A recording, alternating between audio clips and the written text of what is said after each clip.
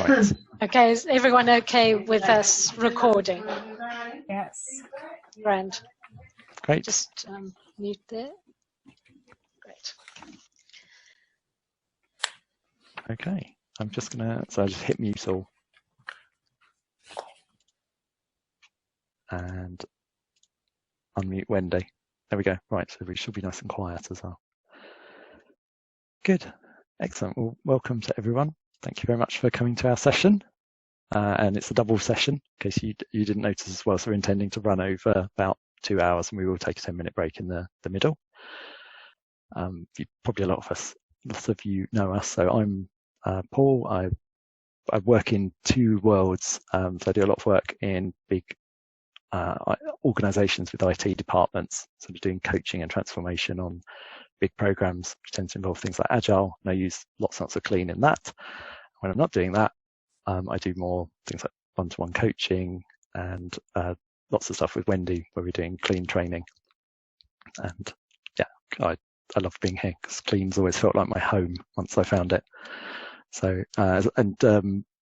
quite enjoy developing new material, which is what today's about. We've been developing this for a while. So that's me. Excellent. And I train and coach and psychotherapy and do some consultancy in things like market research and do some work with teams. And the kind of thing that holds all of that together is clean or cleanish approaches.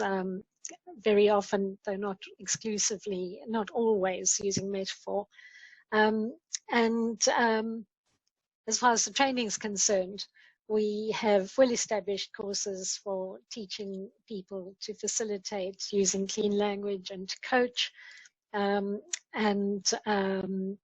Those courses run for people who are new to the field as well as for people who want advanced skills, who are looking to get a much more exceptional level of mastery. And we try to get our trainings to kind of fit within a sort of elegant framework so that people keep deepening what they learn rather than needing to sort of dive out into individual bits and pieces. So it's really handy having someone who likes to develop new stuff the way that Paul does. He can't help himself, basically. He develops new stuff. So, okay, you got any more to say about what we do? Yeah, just a bit. I think actually we covered it in the last session. We just say a tiny bit. Like for me, using clean's been about using it with things like my kids, my partner, conversationally, and lots of applications in business. So we do tend to find like more and more people are talking about that, like the business applications of clean when we do the training. That's actually really a coaching training. So we actually spend more and more time talking about that these days. But we'll get on with the meat of today. So today we're going to be looking at conflicting roles. So how do you balance being a parent and an employee and a friend, etc.? Or if you work for yourself, how do you balance being the marketer and the salesperson and the person who actually produces the widgets and so on? Good chance you struggle with some of those combinations of roles in your life. It's pretty universal kind of struggle. So having a process that can work with it for yourself or as a coach for others is kind of pretty jolly useful. So you might like to now start thinking about some of the roles in your life where you find you have some of those kind of conflicts, and we'll be coming back to them shortly. So think about situations where you'll end up feeling guilty, feeling exhausted, feeling pulled in several directions. That'll probably give you a way into some roles that are in conflict. Cool. So what led to today's topic, so we're talking about roles, comes from really over the last few years. We've been doing a lot of modeling and experiments that work with internal parts using clean language. So part is a term that if you've been in the coaching community, you would have come across it, but it's a term we use when it seems like there's more than one person, although there's only one body there in the chair in front of us. So it might be, oh, part of me wants to go to the gym, but part of me wants to stay in the bed and eat chocolate. And at that point, you've got 2 parts. And it gets much more sophisticated than that, but you get the idea. And most people seem to relate to this very, very, very easily. And once you start paying attention, like we've been paying attention to this quite a lot for a long while, you find out parts are coming up a lot, all over the place. So starting knowing how to notice them, so you've got choice, and knowing how to work with them when they come up, that really increases your ability to get to the core of issues. So I'm just going to share my screen because we've got a few flips. So the question we asked, hang on, turns out I can't talk and screen share at the same time. Who would have thought? He even practiced it the other day. So we thought, well, what makes a good parts process? Because there are other ones in things like NLP. One of the things is, it's all very nice and you think you're working with a couple of parts, but it actually turns out there's quite often other ones, and they're quite often hidden. So a good parts process has ways of allowing hidden parts to become known. Another thing is, quite a lot of parts processes have, you work with 2 or 3. There's one that's about you put 2 parts on different hands. And that's where we started, until we started doing some experiments and people were coming up with like 9 parts. So we had to work out, well, how do you handle that kind of number? And there's something about having, we've called it on here, an agreeable change. So something where the change that's being suggested is actually agreeable, or at least prepared to tolerate, might be sometimes a better word, amongst all the parts that are involved. So it needs to get to that. And obviously, to get to that kind of thing, we've used clean principles. So just very quick couple of principles in case anyone's new to clean here. So clients are working with their own metaphors. So we're not introducing any metaphors of our own, but we're letting the clients come up with them themselves. We're encouraging the client to self-model. In other words, this is about more learning, and as you learn more, change happens. And the facilitator is out of the way, which generally means you're not introducing metaphors, judgments, advice, or your map of the world. This is a nice one to use if you do know any other parts process, to see whether they kind of meet these criteria or not. So that's what we were aiming for. And the process we come up with is called persona modeling, because we decided to change the name from parts for various reasons I won't go into. And it's just, I say we started, I thought this was easy. I thought this was a little bit of modeling of what a couple of people I'd seen do parts work did. And then, boy, we started investigating this, and it's just been fascinating, really unexpected. The process has changed and changed again as we've gone through it. But it does mean clients can create really transformative change that's very sort of perfect for them, usually in ways you would have never thought of as a facilitator. I think this is true of clean in general. It also means life is easy as a facilitator, because you don't have to be too clever. You just like explore and be curious. What we realized about this process is quite often when there's contradictory intentions in these parts, either the client or actually you as a facilitator can end up colluding. So in some way agreeing with one part or another, or thinking that work is done when actually it's not really done. And the process is designed to try and avoid that. And it's also very good for working with binds. So these are that nasty feeling when things like you've got a client and they seem really committed, nothing actually ever seems to change. That could be there's some role or part lurking that's somehow hijacking things. So we've kind of made it really easy for things that might be going on in the background to sort of make themselves be known and listened to. So this can get at some quite deep stuff. Now, I'm just telling you what we've been up to, because teaching all that's about 3 days. So we thought, how do we get this to people, so you can get something really valuable? So we've got very targeted application that talks to roles, as Wendy said, and it's also really highly scripted. So the end process isn't, you kind of more learn the skills for how to go with it. This process is super scripted. So as long as you just basically know a little bit of basic clean, you can do it and get an awful lot of value. And if you're advanced in clean, it will start to give you a sense of how this kind of process works.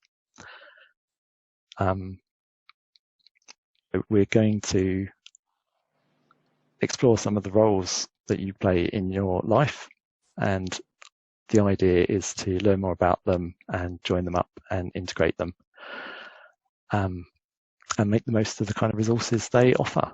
I realised I got very excited and I talked to the bit that Wendy was going to talk to, but I'm just going to, shall I just carry on? I'll just keep going. Yeah, I'll just keep going. Yeah. I'm just so excited. So what we're going to do, we're going to go through some stuff about roles, just so we know what they are, and some key points about them for the purposes of, how to think about them and model them. We're going to do a really fast demo of the process. So we'll do it completely, but like a super high speed, so you can get a sense of how it all goes and what all the questions are. Then we're going to do the activity. It's a bit time limited, so we'll only do it one way round. So we'll put people into groups of 3, have 2 facilitators, 1 client, and you'll stay in those roles for the whole time. So just in case you prefer a role, you might like to think about it when you get in your groups. And then we'll do a debrief and a Q&A at the end. And we're going to put a break in at a kind of logical point, but it won't be where it is in the Metaforum timetable. Cool. Wendy. Okay, so starting now, while we say a little bit more about roles, you could start thinking about, for yourself, choosing 3 roles where you'd like to have a more joined up, balanced or enjoyable experience. And aim to have at least 2 of those roles being in conflict. You'll probably get more from this if you do that.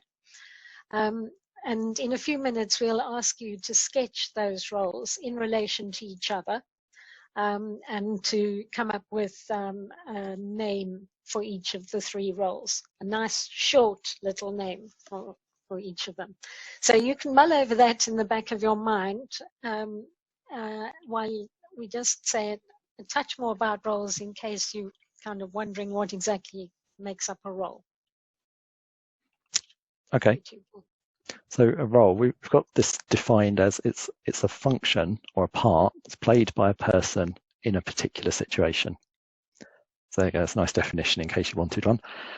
But we've got lots of examples, and the examples come in different almost kinds. So there's what you might call broad ranging, so things like social roles, so things like mother, boyfriend, son, partner. We've got things like work roles, so like manager, marketer, coach. We've got things that are roles around behaviour, so you might think of yourself as a swimmer or a gardener or a musician. And we've also got things like metaphorical ones, so things like wizard, gym bunny, taxi driver, which anyone who's got kids knows that metaphor, or hamster, being busy in the wheel of life. We've also got, so as well as those kind of leisure, so behaviour, but as in the kind of leisure like the swimmer, we've also got behaviour in terms of the actual behaviour that you do. Maybe you think of yourself in the role of a fun bringer or a doer or a creative thinker. So these are all possible interpretations of role that you might like to bring to this exercise. So when we're thinking about roles, we've all got multiple roles in our lives, and what can happen is there's demands that either we're placing on ourselves, other people place on us, or our culture places on us that makes us think of those roles in a particular way, and you can end up feeling guilty or inadequate about them, and it's not usually very conscious about what's happening. So, but what you've actually got with each role is you've got skills and resources, and it may not be evident initially or not, but the skills and resources in one role can quite often be tapped into in another role, but that role doesn't somehow cross over.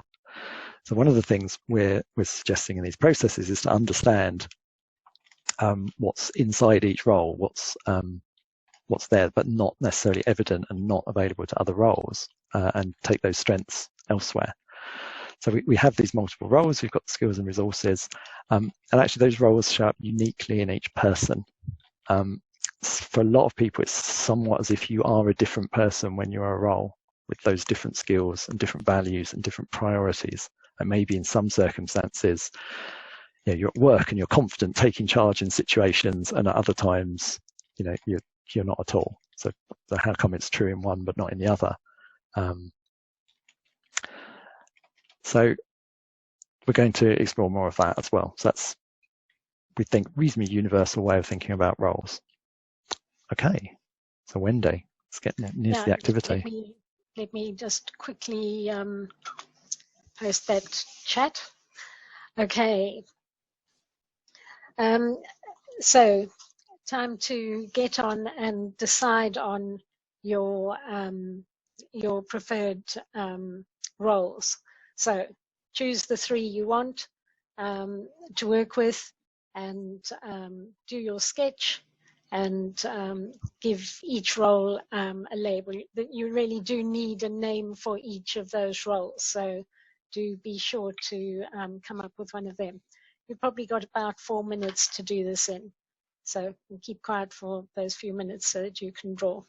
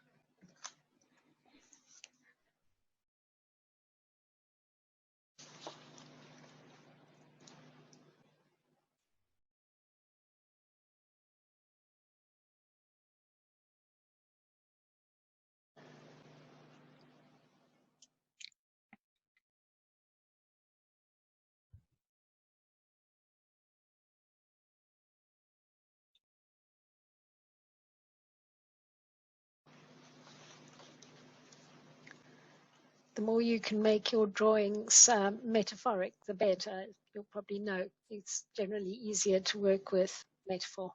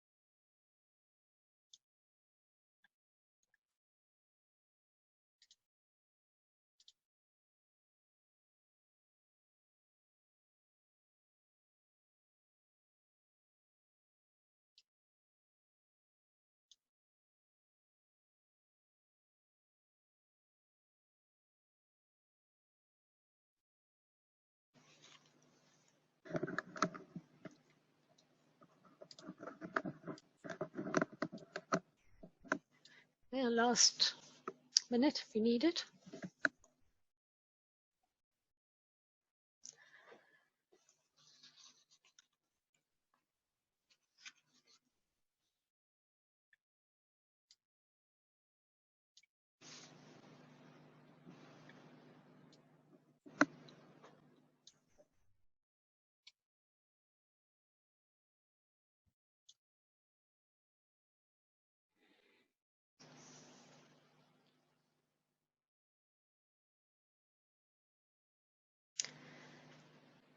Okay, so what we want to do now is explain the process that we've put together to you, and that includes showing you how the PDF handout document works.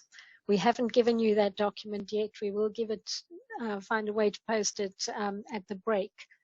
The problem is that when we checked, we could attach it in the chat, but this call is not allowing us to do this. So we're coming up with a different plan. You don't have to print the handout. If you can, you might find that convenient, but you could equally well get it up on a screen so you can see it, and then you can just write your notes on a sheet of paper. So it's not essential to print it. It's probably essential to be able to see it. So we'll be aiming to sort that out at the break. But what we're going to do before the break is explain to you how the whole thing works, so that you've got the flow, and then we'll go through a very quick demo. So this this process has got every question scripted for you, and it is contained on two sides of a sheet of paper, basically. Slightly odd because the start and the finish kind of on one side, and the bulk of the process is on the other. So you can see the starting bit of the process at the moment. And you can see that the first bullet point, it just starts with a question like the one we've just had on the slide, asking the person to come up with 3 roles, sketch them, come up with a name for each of them, and to tell you tell you about their sketch. At which point you would write the names of those roles down in the second side of the sheet, which we'll get to shortly. Towards the right, you can see at the top of this side, we've got detailed guidance and key principles. So key principles, first of all, while we're here, treat each role like it is a client, like it is a person, and like it has a good intention. So be impartial, don't take sides. Listen to and respect each of the roles. It's a good way to make them feel valued, and they're more likely to participate in the process then. Also, you're teaching those roles by your role modeling of being impartial. You're teaching them to be impartial and start treating the other roles perhaps with some more respect. The detailed guidance, things aren't going to be surprising to you. Use the client's words, only the client's words. Stick to the questions on this sheet. We didn't just dream them up in a spare half hour. We have tried them out pretty extensively. And if you're the facilitator, just write keywords and phrases. And if you are the client, be kind and talk briefly. We want you to get as much of a sense of this process during this session. You can go off and, be wordy and extensive and stuff at another time. But if you can keep responses short and keep your writing down of answers of the client very brief, that will help with our timekeeping. Okay, so that's where we start. We go to the next side of the page, and this is where the bulk of the grid is that makes up takes you through the process. On the left-hand side, you can see Paul's arrow is in one row of the left-hand side, and the left-hand side goes up to the slightly heavier line.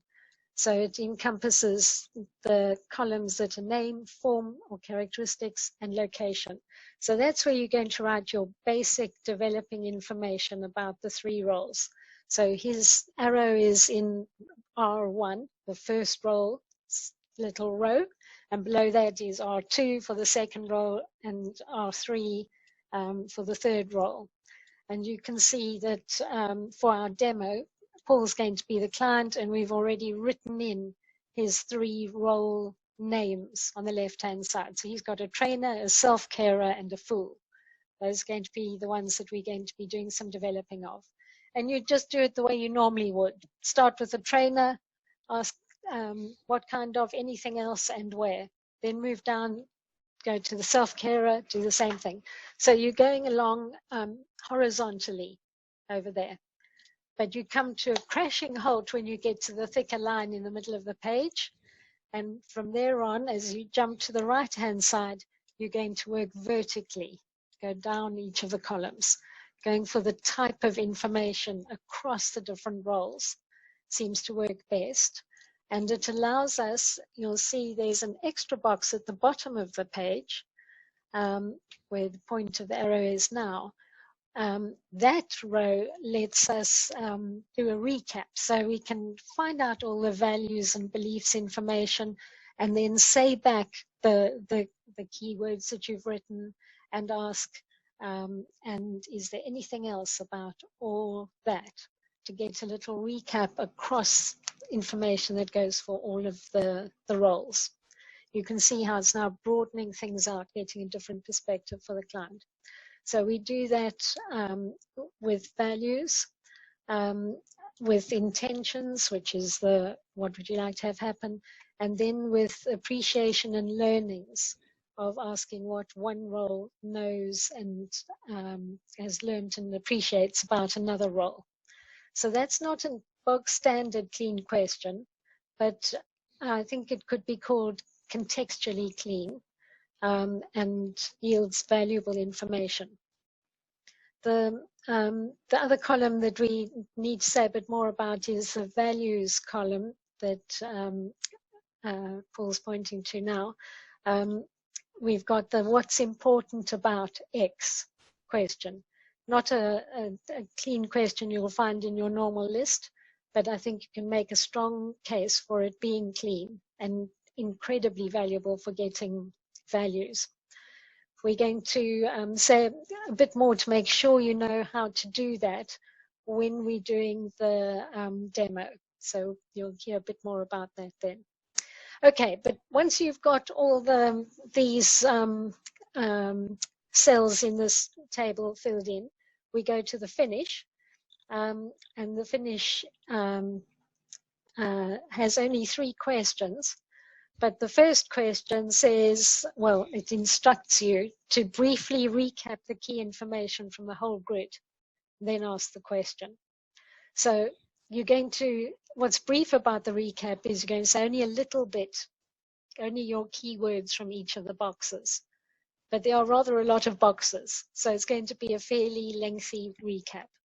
So you do that recap, and then ask, and what do you know about all that? And then we've got the 2 further questions to, again, get some more knowing for the client.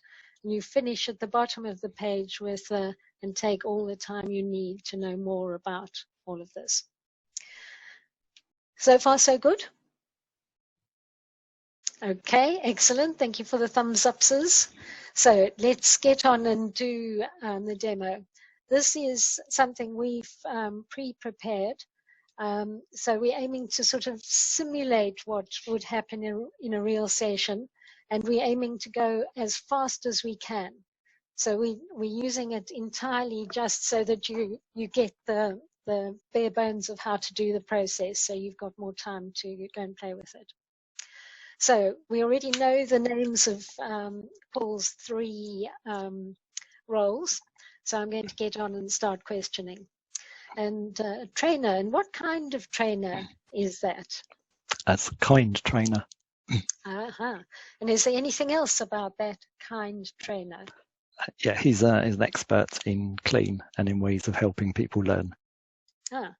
And where is that trainer? He's at the front of the room. Ah.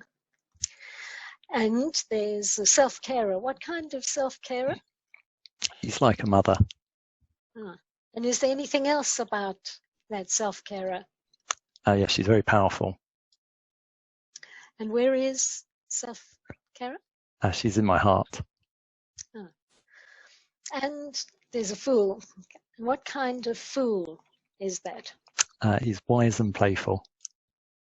And is there anything else about that wise and playful fool? Oh yeah, he's got a twinkle in his eye. Ah. And where is that Fool? It's the twinkle, so it's in the eye. It's in the eye. Okay, so you can see we've gone across the rows. We've done our basic, you can see, very basic bit of developing of each of them. And now is when the arrow direction changes. We're onto the right-hand side and we're moving down the columns. So what's important for trainer? It's that people get life-changing skills and they have fun. Oh. And what's important about them having fun for the trainer? It creates a safe and enjoyable environment. Uh-huh. And what's important about that safe and enjoyable environment for the trainer?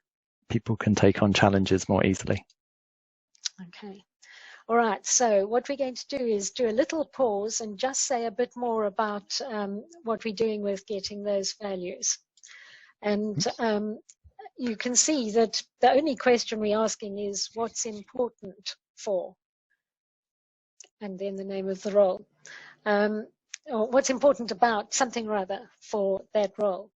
So it's just a little example so you can just see it on its own. So would be what's important for mother, if mother was the role. And the answer is making sure the kids are okay. So then we're building on that. We're going for a string. We're building to get one value on top of another to get to things that are more important to the person.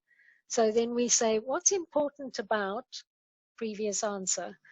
And in this case, what's important about making sure the kids are okay for the mother? And the answer is the kids are having fun and it's safe. Okay, so now it's what's important about kids having fun for the mother. So you can see if the answer's got more than one bit, in this case it's having fun and being safe, you can just pick one of those two bits for your next values question. It helps to stop it getting too complex. And so the mother says she loves them and wants them to have a very nice life.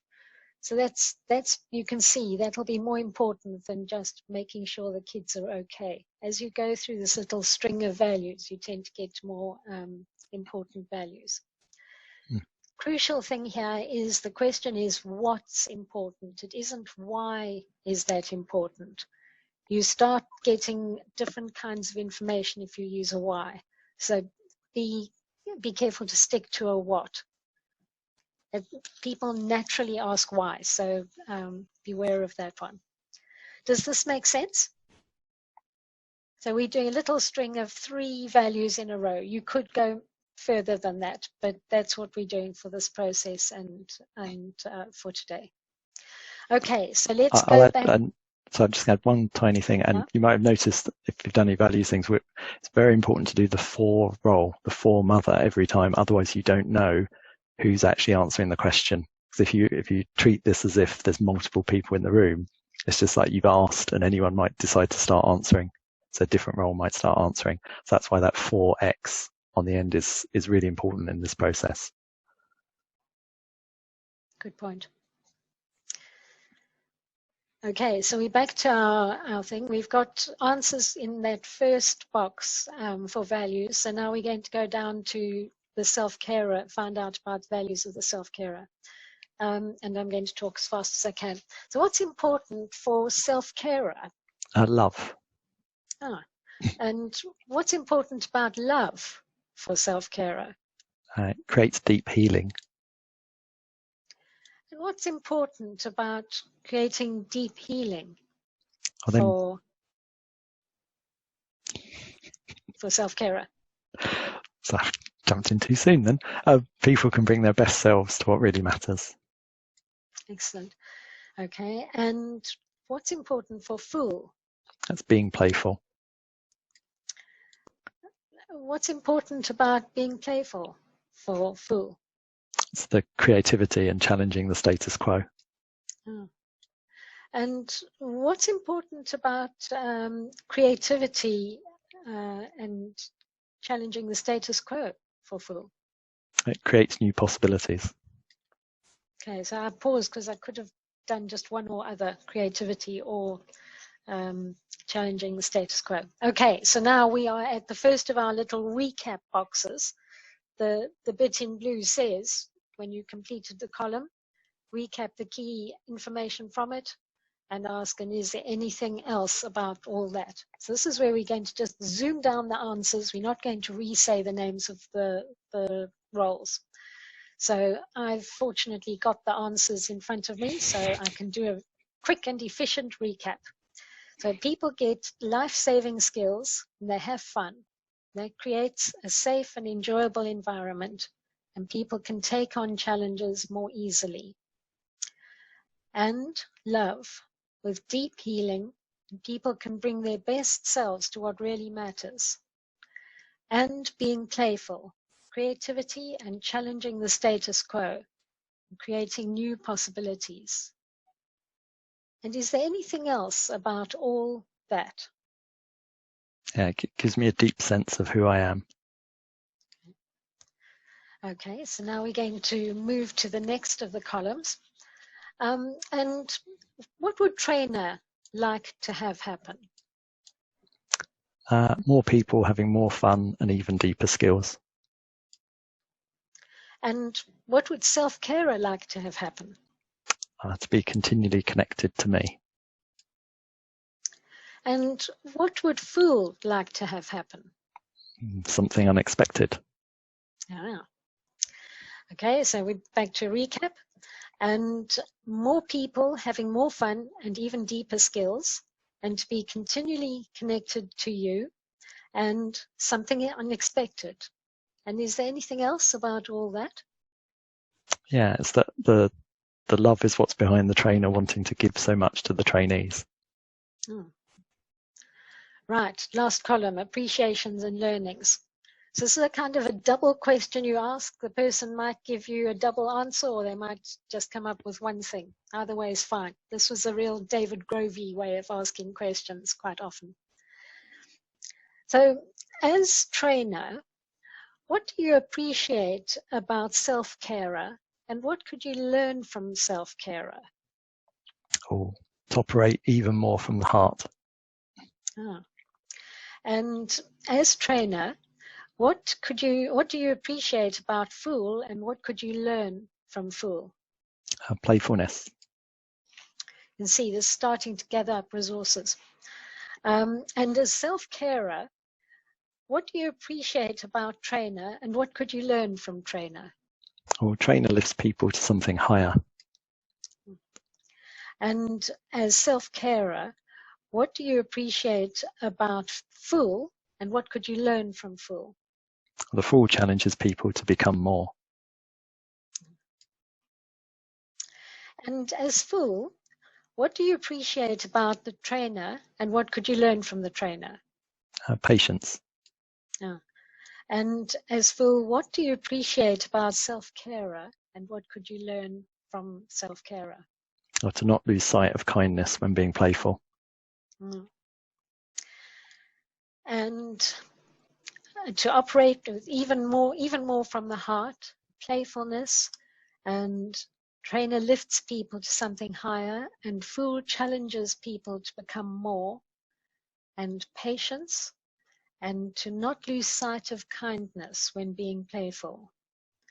And is there anything else about all that?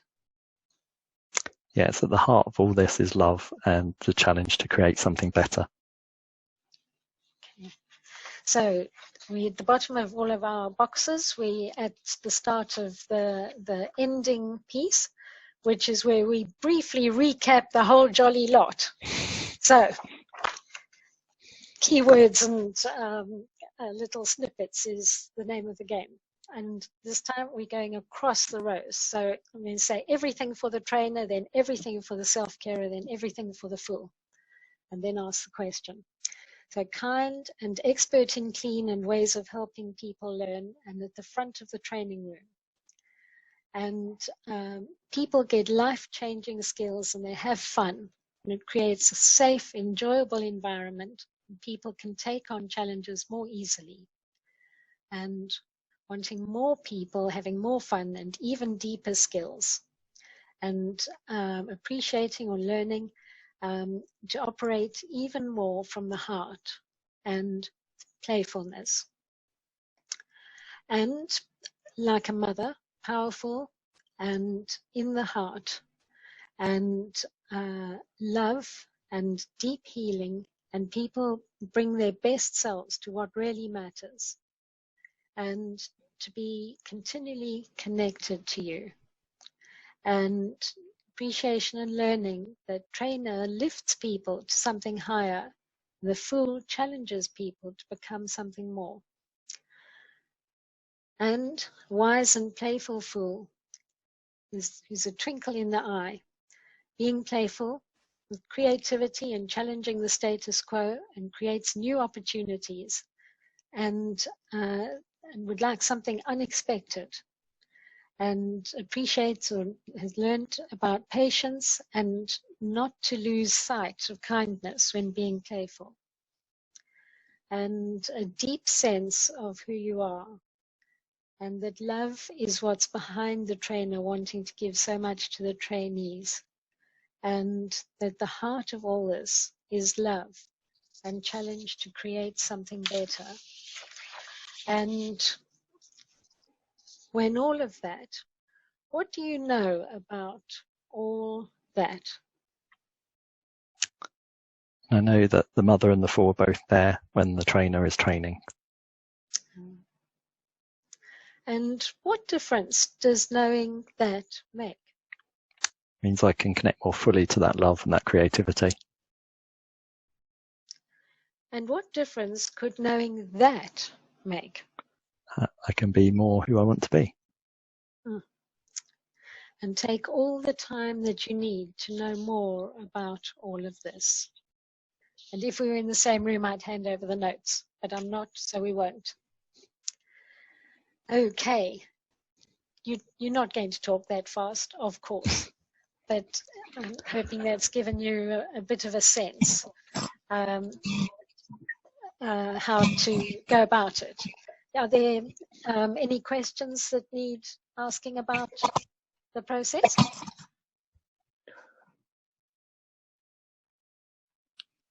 I'm still unsure about how the PDF comes to us. Yeah, you, me, and all of us at the moment. Yeah, I'm going to try sending a link in just a second. So, and then, hang on, who's not on mute? Because we've got a feedback loop. In fact, right, I've got it. Yeah, we're going to try sending a link in just a second because we thought we could attach it to the chat, but it's a link to a Dropbox share, so it should work fine. So we're going to chat the link to the Dropbox. So if you've got any questions about the process, we'll do that. Then we can sort out logistics of making sure everyone's got the PDF while we have a break as well. I have a question. I know you don't need Dropbox. It's the person who asked. Can you hear me? Yes. Yes. Go ahead, Angela. Okay, my question is, when you were recapping, I didn't see, because you started going across, but I didn't see how you followed your line on the recapping. So did you follow the exact same sequence going across the first 3 rows and then going down the next 3 rows as you were recapping for that last question? I literally started top left-hand corner of my page and went across all the answers until I fell off the other side of the page, and then went down to the second row and went all the way across. So I did all the information that related to Paul's first role. The whole jolly lot, the characteristics, the location, the beliefs, the intention, and the appreciation and learnings. So then I ran out of information about the trainer. I went down and I started on the self-carer, and then the same with the fool. Thank you. Yeah, so you don't have to have Dropbox yourself in order to be able to access a link from Dropbox. And our plan is to put that link into the chat here, so you ought to be able to pick it up from here. And Paul's just working on that now. Yeah, I'm going to do it now, so we'll see if anyone wants to have a go. We can see whether it works. Well, this reminds me a bit of internal family systems, which I've only briefly come to know. What a brilliant marriage when internal family systems sure needed some clean. And my question is about people blending with roles. You've done a nice job of, for a particular role, what's important for a particular role. Have you found that it matters not to assign the greater self to reflect on? Do you know anything about all that? Like, would it be useful? Anything else about all of that for you, for instance? Yes, there's an awful lot more that one can do with parts, personas, more generally.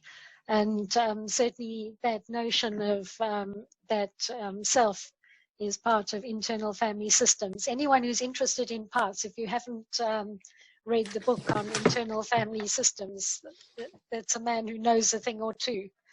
What the man's name is, I can't remember immediately. It's Schwartz, isn't it? Richard Schwartz. Oh, Richard right, Schwartz. right. Yeah.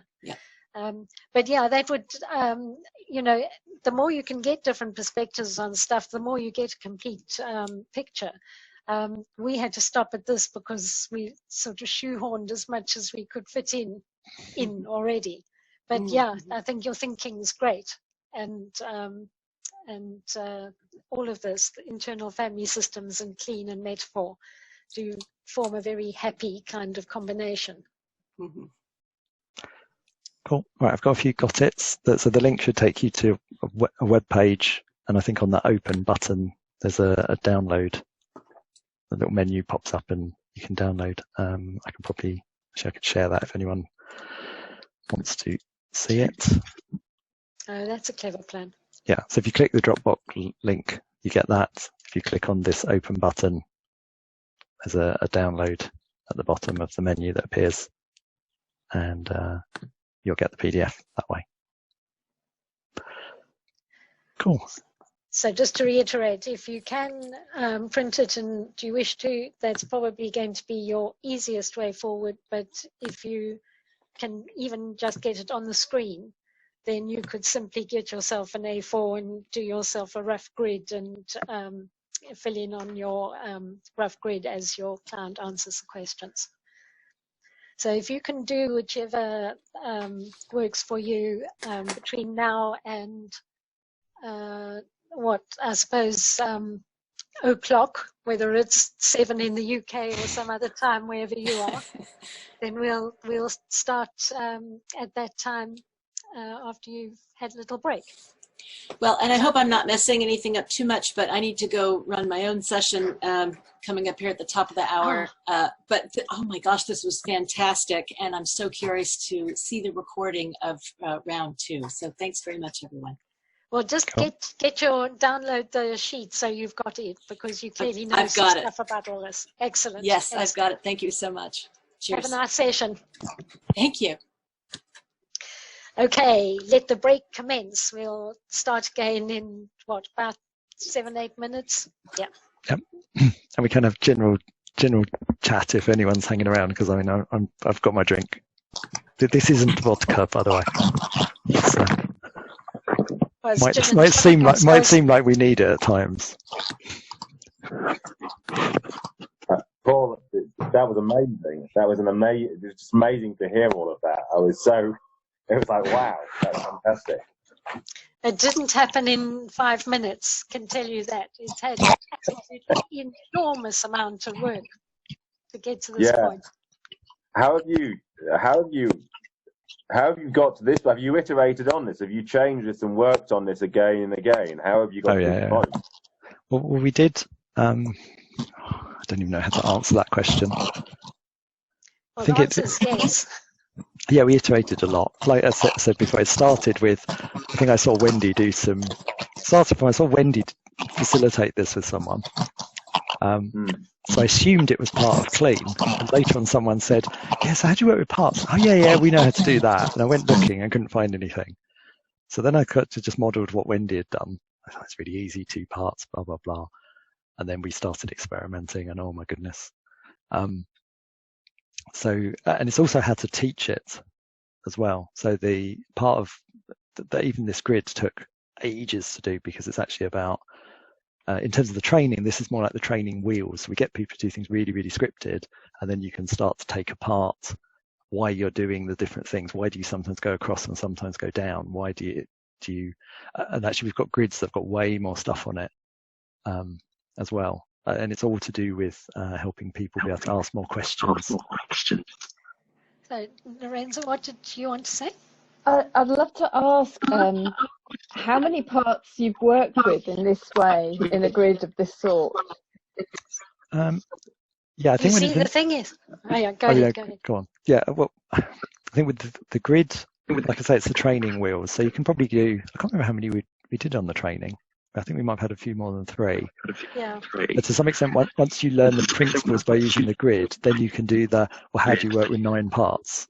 So you can basically buy a really big board, an A0, or you sort of track it through your notes, but you need to work out how to do like 2 or 3 first of all, and then the principles scale up, and then you've got to handle the logistics of the note taking, and where you're actually going to place attention, because you can't do all of this with 9 parts and do the complete thing.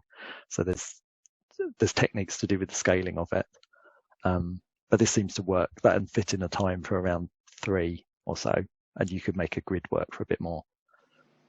And I'm also really interested in where the drawings come in.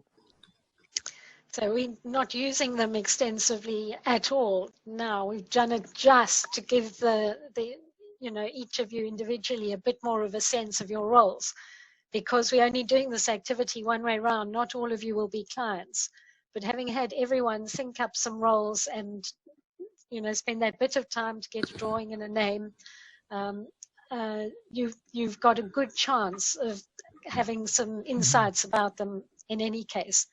That just the drawing helps to give another perspective. You have to decide from how you draw them, what's in, what's not in the drawing, and so on.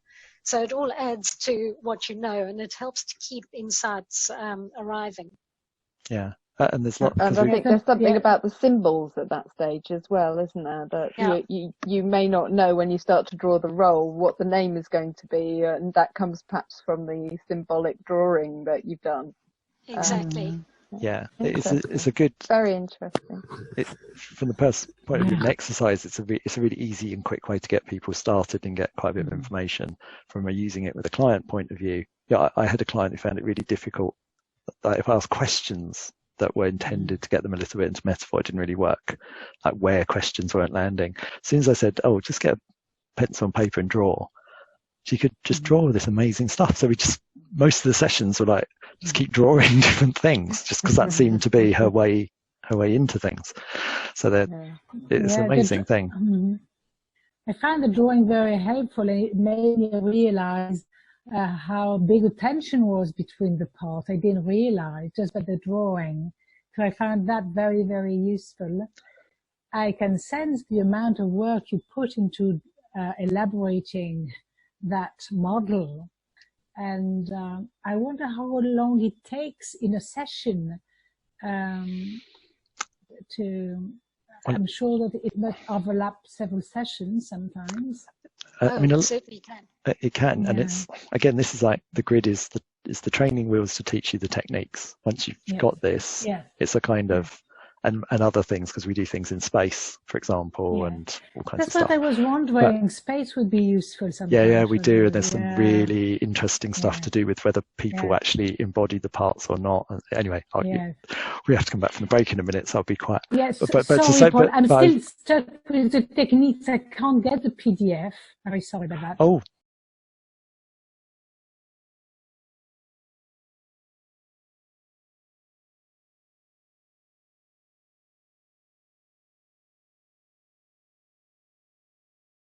I think we need to learn shorthand, honestly. It's hard to keep notes. For me, how do you do that, Paul? What's the easiest way you've learned to take notes? Because that's always my hardship also. And then to be able to read them. Exactly. Yeah, that's good. It's a good question. We feel better. Yeah, no, it's funny. I tend to find I take more notes if it's if it's conceptual or just getting started. Generally, once someone gets into metaphor and the landscape or whatever is starting to live, or you've got these kind of personas, but they're kind of in some ways living, I need much less notes. I mean, obviously the way we've structured this grid, you have to take the notes really well to do the recaps. But once you've learned, because there's lots of patterns encoded into this, once you learn kind of what all the underlying patterns are, you don't have to do quite as much. But other than that, it's a really interesting topic. Like, you go and look up. I saw someone did. It's actually David Grove's wife. I saw her notes. So she does nice little columns. So she's got she'll do like a WKO. So she'll write the question, but just as the little initials, and then just write a couple of key words underneath. And it's like columns in about 3 columns across a page that she does, and there'll be tiny little drawings sometimes. Like if you said, oh, there's a lock and a key, she might have drawn something like that. So that's one way. Some people do more. I sometimes do more mind mappy things. Slightly depends on the material. If someone's giving you stuff in quite a sequenced way, it's easier. If they kind of jump, it depends how you're steering it. Sometimes it's easier to like collect information in different places on your page. So that's probably the kinds of things I do. Don't know if that helps. But actually trying to get off the notes and just into rapport with their stuff, and really treating the stuff as live. I think that's kind of the magic seems to happen much more there. That requires much more memory than. Well, yeah, it does. It's funny, but you can.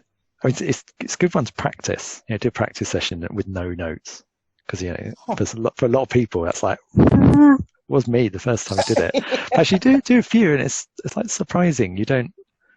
It turns out you've probably got much better memory than you think, particularly if you do it a couple of times. And it turns out you remember kind of the key things, particularly if you're really treating it like real. Someone puts something in the room. Could you do an exercise like this with so many words in there? Could you do that without notes? An exercise like this, not the exercise, no, but the kind of process, yes, because it's different. This is like, as I say, it's like the training wheels to teach people, because you can do a very sophisticated process very fast by doing the scripting. So then what we do on training is get you to do things like this early, and then we'd start to take it apart. So you didn't need the process anymore. You knew why. Why do we go across? Why do we go down? Why those recaps? Why? Yeah, and lots of things around like psychoactivity and other things you might do. So in the end, you don't need this anymore. What you need is all those skills. So then you make some notes initially, but once you've got some personas and they're kind of interacting in some way, and ideally they're in the room or they're in the person somehow, you don't need so many words. You'll discover that that one of those categories of information is quite important for the client, and you'll go with that more. Or a lot of what we use the grids for is just to keep people asking questions rather than trying to solve the problem, because it turns out the more you just explore, rather than, because usually these things are having a fight of some kind quite often, and it's like you almost want to step back. No, let's just explore them, and people run out of questions. So it's like, well, I can make a grid with a load more stuff than that on. So you could go for hours without getting anywhere near the fight, and by that time, they understand each other a lot better. And so that's one of the really principles. Feel it. I could feel that disconnect between marketing and everybody else. Nobody likes marketing, and marketing's like, well, fine, try to live without me, There was silence when, so what do you appreciate about the hypnotist? What do you appreciate about Yeah. So it's interesting when you see it this way. Yeah. Also, with roles, they don't tend to be quite as much in conflict as other stuff you can get if you go deeper. So again, keeping away from that initially until almost your system starts to get an idea of, oh no, actually all these things are useful.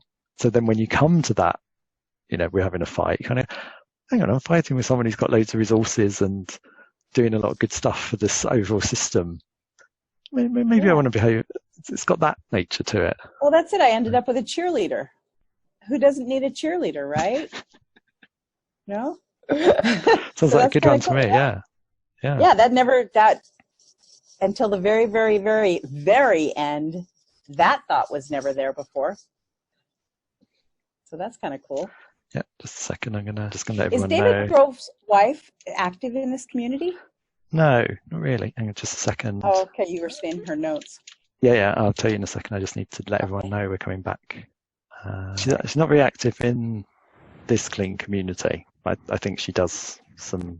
She's still active as a therapist, and I think she does some training, but it's more in a slightly separate world of therapists. I'm not quite sure exactly what she did, but I did a. She's got all the videos I heard, and I want the rest of the videos. I've only seen one. I want the rest. Oh, right. Videos. Aren't those awesome? Yeah. No, I know it's hard to come by stuff of David. So you're relying on all the people who knew him, and I was a bit too late as well. It's a shame. But yeah, that certainly. So I did personal journey work with his wife, and then did a few sessions with her. So that was kind of quite good because it's like having done a lot of stuff with James Penny. It's like, oh, I could see the difference. Like it's very similar, but there's a lot of difference. That asking two questions back to back, for example, and there's some. I got some really interesting stuff just from modelling what she was doing.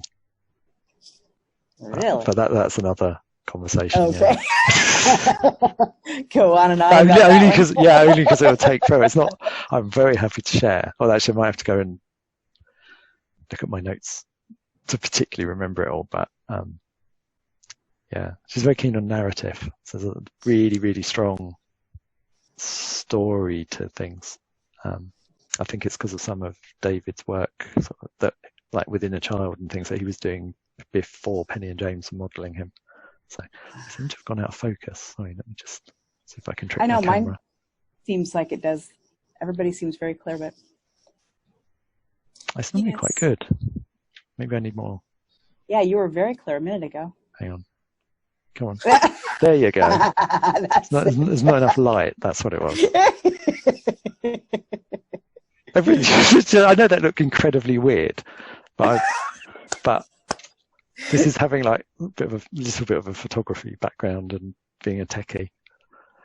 So it caused the camera to focus on you differently? Yeah, you probably can't tell the contrast and things, so if you do that... Yeah, it's definitely clear. It's definitely got contrast. All right, we probably should be bringing everyone... So yeah, we're bringing everyone back.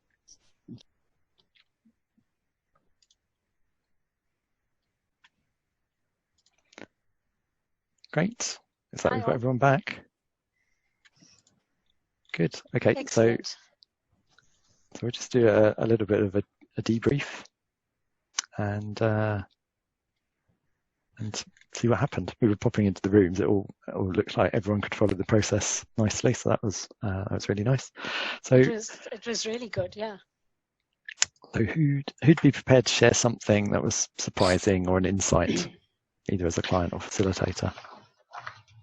As a facilitator, we tried to make it short so we have enough time to go over all the process. And Desiree had to take over at one point because I had to take a phone call for an appointment. My question is, in a normal process, meeting with the client, we can easily take a full hour for that.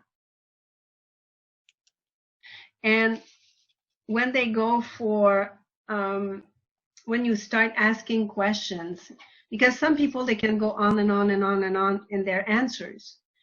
Are you going to make it clear before starting the process that you need short answer? How do you go with that? Because if they go on and on and on, then it could take easily 2 hours to go over the process. So how do you go about this?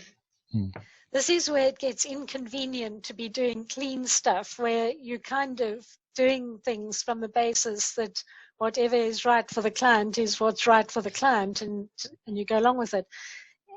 If, you know, if they do take a huge amount of time, it might be useful for them to start noticing that, and that might cause them to decide that they want to change the way they do things a bit, or not. One doesn't know. There have been times when I've worked with a client who talks and talks and talks and gets way off the point, where I've contracted with them that if they seem to be saying stuff that doesn't relate to what we're working on, that I can say to them, do I need to know this? Okay, fair enough. Yeah, so, but then I've contracted it at the beginning, and I wouldn't do that, you know, in the first session. I'd let them talk. The other thing you can do, of course, is use clean space. Wait. Clean space really helps to cut down the amount that people say. And you could do a process where you were exploring roles and getting people to move in space according to which role they're in and so on. So that might be another option. Very interesting. Or you can get them to draw. You know, you can do. Wait. Now is a moment for us to pause with the facilitation for you to draw everything you know. And they'll learn more. And you can see whether it looks like they do that faster than they talk. Very interesting. Thank you. Okay. Does anyone like to share anything else surprising, any insights you had, or anything, you know, interesting about the process?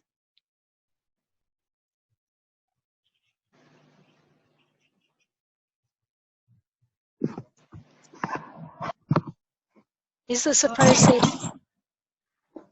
Sorry, did someone say? Yes. Oh, I want to say that it was very helpful when you came in, Wendy, at the end.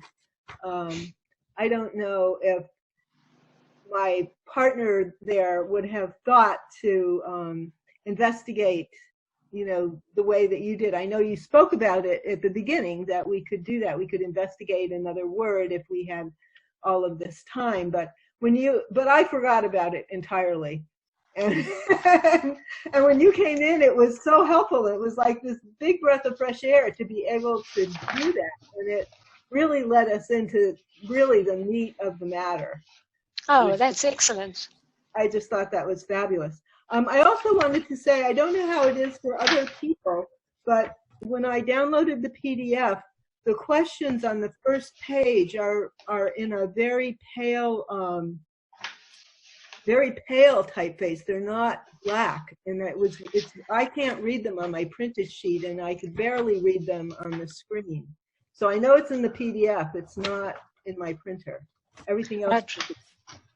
Okay. And maybe the ones on the second page were fine. The questions were fine. They're black. Yeah, I think this is a function of we produced it with the intention of people, like, it wasn't taking up too much room in the box, and we printed it on our printers so we knew what it looked like. So this has been a bit of a, okay, well, we're just going to have to hope. So yes, thank you for the feedback. Okay, so the key thing here is, can you on the other side of the page see our email addresses?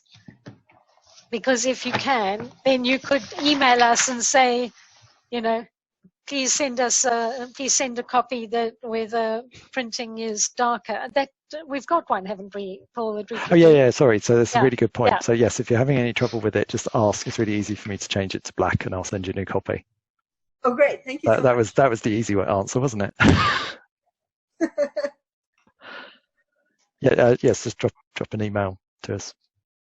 So I'm interested to know, can you see this having some value for you? Would you be able to do this for yourself or with others going forward, or perhaps parts of it? Or well, the way it's all written out, and having gone through it in class, I'm definitely going to take myself through. In fact, you know, I knew I'd be able to take myself through before, although without you coming in at the end there, I wouldn't have done such a good job. Yeah, the fact that it's all laid out really sets it up for doing a self-process. Great. And I'm very excited about that. So that's why I was very happy that I didn't have to be the person answering the questions, because I knew I could do it for myself afterwards. Thank you. Grand. Anything else that one's saying about ways you might use this?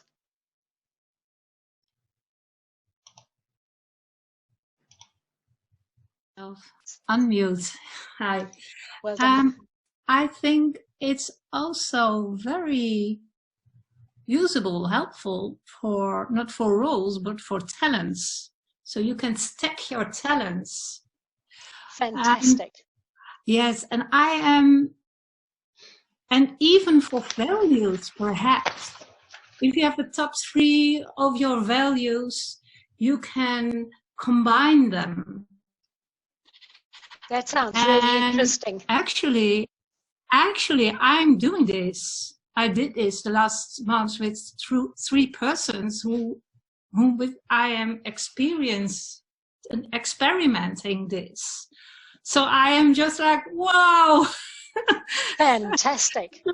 It's like the book print, that the discovery of the development of book print was all over the place in Europe. So who did? So I think you did a wonderful job. I think it's great. Right. Really, it's helpful. It's got multi perspectives. Fantastic. I'm so pleased that that's come through. Yes. So values, talents, perhaps wishes. What kind of wishes? And what do you know from one wishes to the other? Okay. Indeed. Fantastic. This is real goosebumps for me, because that's the way to really make lots of use of all your clean, is when you realize that you can take pieces and copy them and paste them into other processes to, you know, enrich something else you're doing, to make things a bit more solid, and so on. And what you're saying, you can clearly see that you could take that values column and use it in other ways, and ditto with the appreciations, and even just the idea of do some basic developing across a couple of symbols, and then explore other elements going vertically might be useful in other contexts as well. Thank you. Brilliant. Yes. I think that we need to stop making everyone sit here, because time to go. We'd obviously love to have any of, yes. Just one question. Because depending on the time and all that, how far can you go with asking more different questions? Oh, you definitely can. So that's the other way you could use this. You could use this as the sort of core, and you could put in more questions wherever there was something that seemed really live or, you know, clearly logically important in what the person was talking about. So you could expand it and zoom in to particular values or appreciations. Because in that area you've got lots of resources, and they could easily appreciate, you know, something like patience, massive resource potentially. So you might do the aha, I'm having that, we're going to get on and do some good developing of that before we go anywhere else. And then you might also do and we're going to do a values string to find out what's still more important values might be hooked to it. You know, what's important about patience? And they answer that, and then you ask, what's important about that? Right. So yeah, definitely you can extend it in any way you liked, really, with your usual clean questions. Yeah, and actually, as I was saying to the group, just part of how we use this for training, this is like the training wheels. The idea is it is a process. You can self-model, you can go and use it. That's great. With the training, it's about getting people to be able to do actually quite a sophisticated process fast. And then we start getting into, well, why? Why do you go across? Why do you go down? Why did we do the recaps? What does the value thing do? What did the appreciations do? Because all of these like little patterns, little tacks and things you can do. So once you kind of got the basics in your system, it's like learning the questions. Is 21 uur. Then we can start, you know, as a facilitator, you can start almost taking it apart. So then when you're in a real situation, you go, oh, actually, like the thing that seems to be particularly important around here is this area, and then you place a lot more attention on it. and like Wendy says, develop up the resources. But yeah, we had an example of you uncover a tension between two of the parts, and you notice that. So this is to get people to get a lot of value very quickly, and then behind this is all the kind of the patterns and tacks that if you get really good at this kind of thing, you'll just be using a bit more fluidly rather than just following a very strict process. But it's a good way to get to expertise doing that training wheels strict, followed by learning how to be creative with it yourself. Paul, can I ask a question? Would that be okay? Yeah, of course. So I was a client in this, and it went quite deep, and it sort of it explored. And your comment on training wheels is interesting, because I do wonder about duty of care and someone who's starting with clean. Kind of, this is a very powerful thing, and you could construct something that would go too deep, and then how do you keep on going? How do you keep on asking questions? You might leave a client. Yeah, I mean, it was an interesting thing. So this is about roles, which tend to be okay, and the things we've picked are generally very positive. So values and beliefs, so you get to important things. The appreciations, the learning. So what we're doing is constantly putting an arrow. We're starting with things that are not too controversial and putting an arrow towards very positive resource things. So this should be an okay sort of process for people with the basic awareness of clean. What we discovered through doing the part stuff is you're absolutely right. This if you've got a good space and rapport, this goes right into incredibly deep, vulnerable places really fast. And that's why, you come and do a bunch of, be good, know all your safety stuff, and do some proper practice and training, because it's just insanely powerful as far as we can tell. And you say, because there's other, like people say, internal family systems is goes to some pretty deep stuff as well, and they're not dissimilar. Of course, a crucial thing under these sorts of circumstances is stay clean. That stay clean and work on the stuff that's resourceful. Yeah. And that will help to keep the client safe. I'm not saying you should work with people at a level at which you have no experience, of course not. But I am saying that I think that working cleanly and not zooming in on problems, but working on resources and outcomes would be a way in which you could likely add some value for someone, in that moment while you're in that session. And then you can obviously decide whether you have what is needed to continue working with them or whether to refer them elsewhere.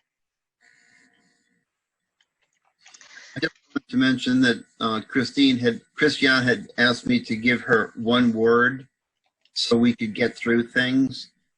So it forced me to kind of condense my thinking a little bit, but I was able to come up quickly, relatively, with one word, and the net effect was still very powerful, without a lot of extra language. And there are times when it's possibly still more powerful, which kind of goes to, the thing of what to do when you've got someone who talks and talks and talks. It might be to constrain them to only a few words, might, make a big difference. So it is interesting that you had that experience. And I suppose it's back to this thing of modeling what's going on for the client to decide,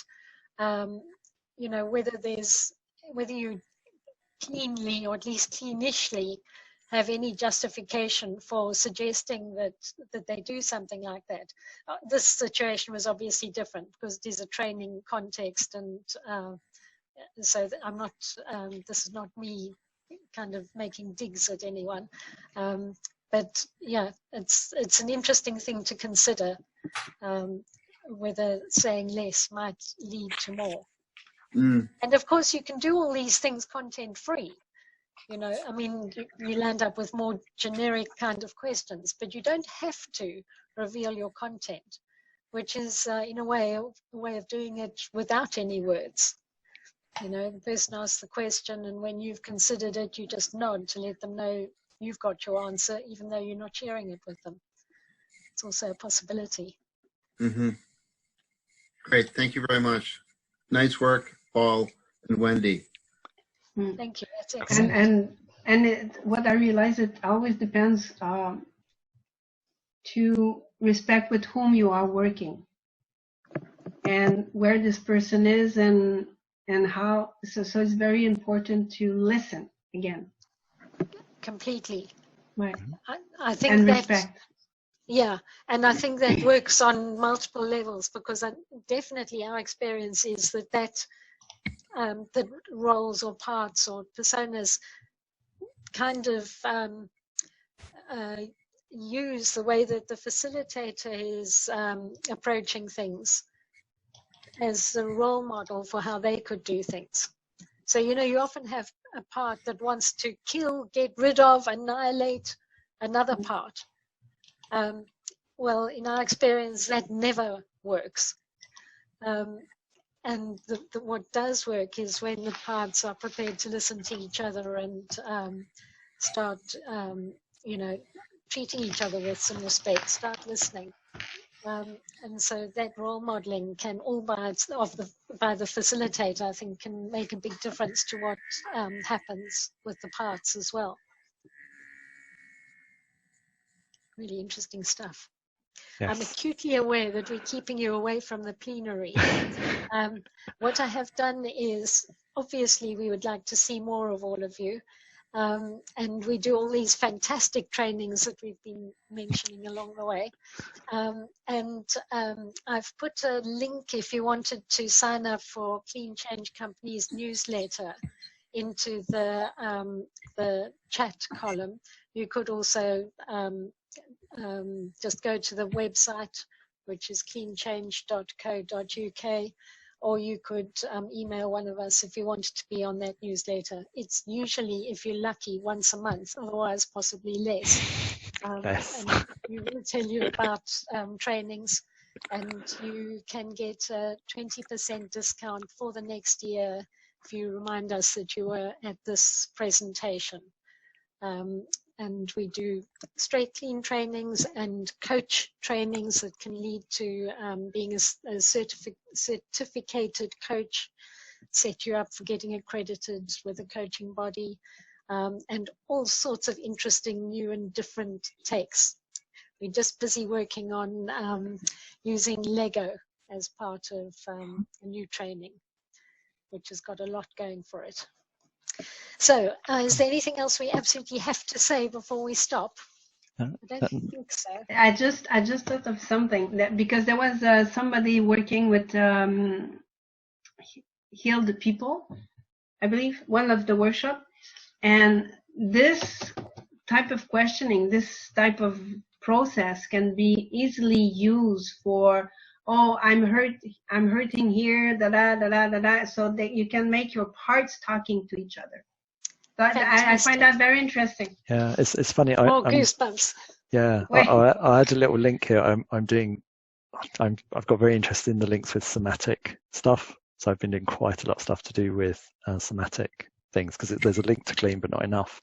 And someone I was talking to who doesn't know much clean, that does this kind of entry point through something in the body to get almost parts to talk. And I'm like, I've got to talk to you more, because it's like, we know all the part stuff.